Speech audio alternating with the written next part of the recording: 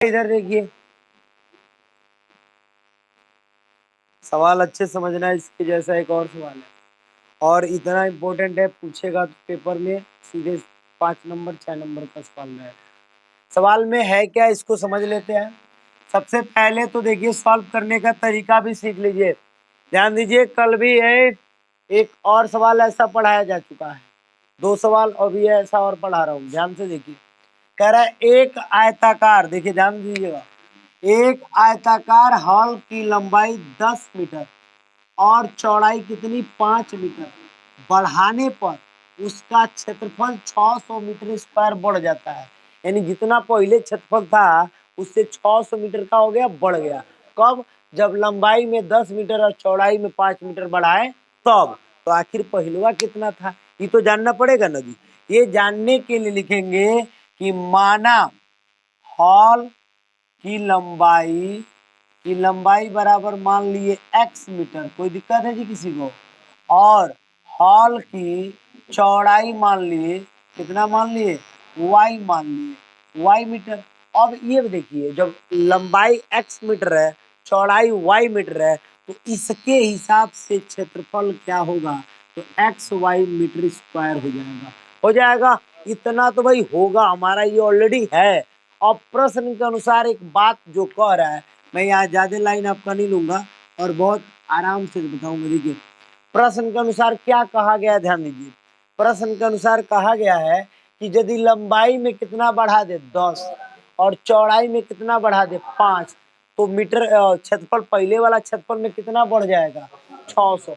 थोड़ा ध्यान दीजिए, डायरेक्ट मैं प्रश्नानुसार बात लिख रहा हूँ और लिख रहा हूँ कि जो पहले वाला क्षेत्रफल है वो एक्स वाई है, और जो बाद वाला आ रहा है, जो बाद वाला बना है, कितना बना है जी, 600 मीटर बढ़ गया है। कितना बढ़ा है, 600 मीटर बढ़ गया है। पहले वाला क्षेत्रफल कितना था, एक्स वाई, 600 मीटर का हो गया, बढ़ गया।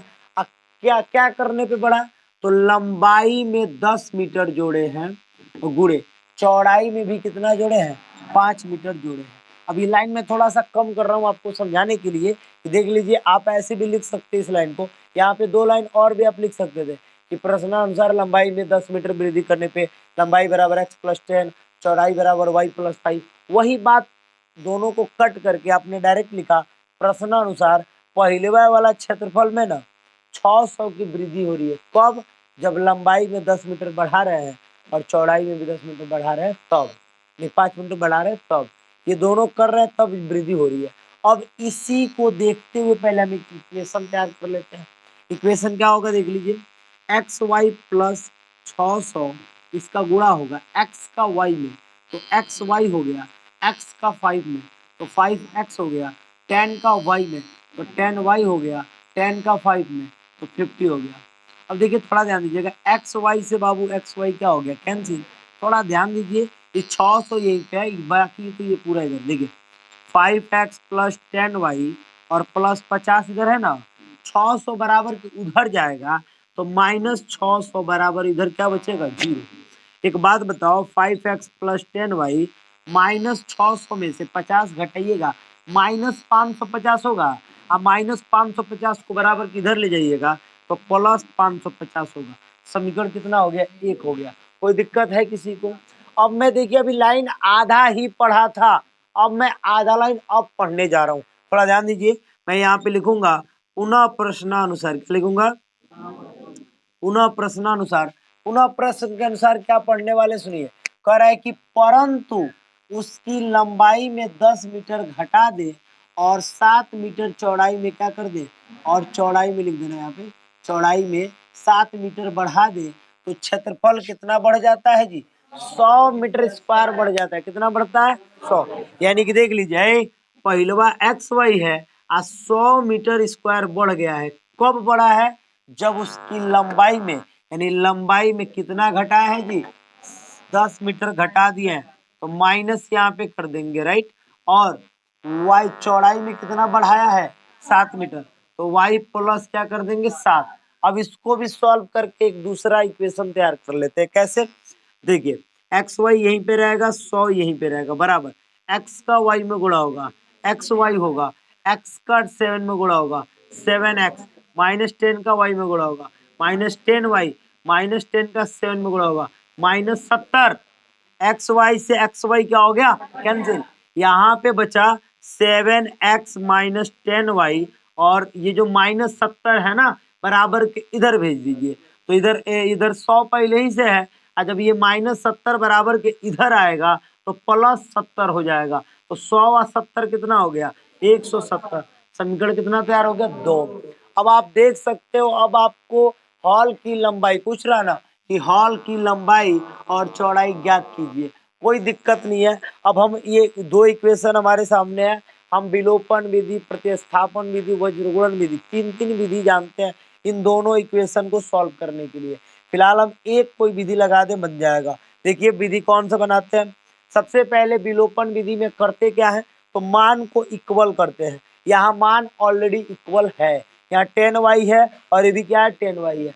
जब मान इक्वल हो तो चिन्ह को देखा जाता है। चिन्ह यहाँ एक प्लस है और एक क्या है, माइनस है। जब मान इक्वल हो और चिन्ह भी इक्वल हो तो घटाया जाता है, और जब मान इक्वल हो और चिन्ह डिफरेंट हो तो जोड़ा जाता है। क्या किया जाता है, तो समीकरण को क्या कर लेंगे, जोड़ लेंगे।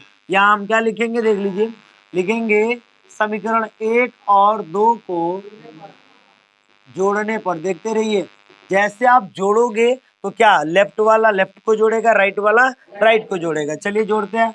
5x प्लस 10y में प्लस कर रहे हैं आप किसको, 7x minus 10y, right, equal to 550 में आप जोड़ रहे हो, किसको जोड़ रहे हो, 170 को। देखो यहाँ पे 10y से 10y क्या हो गया, कैंसिल। 7 5 कितना हो गया, 12x, और 550 में इसको जोड़ो, 0 0 0 हो गया, और 7 5 कितना हो गया, 12, एक बचा, 5 1 6 1 7, 720 बच गया। अब देखिए 12 उधर जाएगा, भाग कर आएगा, तो 720 बटा में क्या हो गया, 12। 12 का पहाड़ा पढ़िए और 72 लाइए, आएगा, क्या आएगा, 12 छक्के 72, यानी कि 60 बार में। एक्स का मान कितना आ गया, 60 मीटर। एक्स का मान 60 मीटर आ गया। अब ये एक्स क्या है बाबू, तो हॉल की क्या है, लंबाई। पूछा था हॉल की लंबाई और चौड़ाई ज्ञात कीजिए, तो चौड़ाई ज्ञात करने में y का मान ज्ञात कर लेंगे, हो जाएगा। तो चलिए हम आगे बढ़ते हैं, लिखते हैं x का मान 60, कहाँ रख दे बताइए, समीकरण 2 में रखते हैं। समीकरण 2 में रखते हैं। एक और बात है, इसका मान आप समीकरण 1 और 2 दोनों में चाहो तो रख सकते हो। तो x बराबर 60 समीकरण 2 में रखने पर, अब जैसे आप रखिएगा मान ना, तो क्या मिलेगा, देखिएगा, 7 गुणे 60 माइनस 10y इक्वल टू 170। 7 छके कितना हो गया, 42, माइनस 10y बराबर 170। 10y बराबर के उधर जाएगा तो 420, और ये 170 बराबर के इधर आएगा तो माइनस 170। ये माइनस में उधर जाएगा तो किस में हो गया, प्लस में। 420 में से 170 को घटा दीजिए तो कितना बचेगा बताइए, 0 से 0 0 बच गया। यहाँ 12 में से 7 गया, कितना बचा, 5 बच गया। यहाँ बचा कितना, 3, 3 में से 1 गया, 2, 250 बच गया। 10y हो गया, 1 0 से 1 0 क्या हो गया, कट गया। y का मान कितना आ गया, 25, यानी y का मान आ गया 25। अतः आप लिख सकते हो कि हॉल की लंबाई कितनी आई, 60 मीटर, और हॉल की चौड़ाई कितना आया है, 25 मीटर। कोई दिक्कत है किसी को, अगर इसी में पूछा होता हॉल का क्षेत्रफल भी बताइए, तो हॉल का क्षेत्रफल क्या, x गुणे वाई, यानी 70 गुणे 25, 60 गुणे क्या कर लेते, 25, और हमारा आंसर वो भी आ जाता है। लेकिन हमसे वो पूछा ही नहीं है, हमसे कितना पूछा है, लंबाई और चौड़ाई। तो लंबाई और चौड़ाई हम यहाँ पे बता देंगे। कोई दिक्कत है किसी को, नोट कीजिए। इसी के जैसा एक और प्रश्न बताते हैं,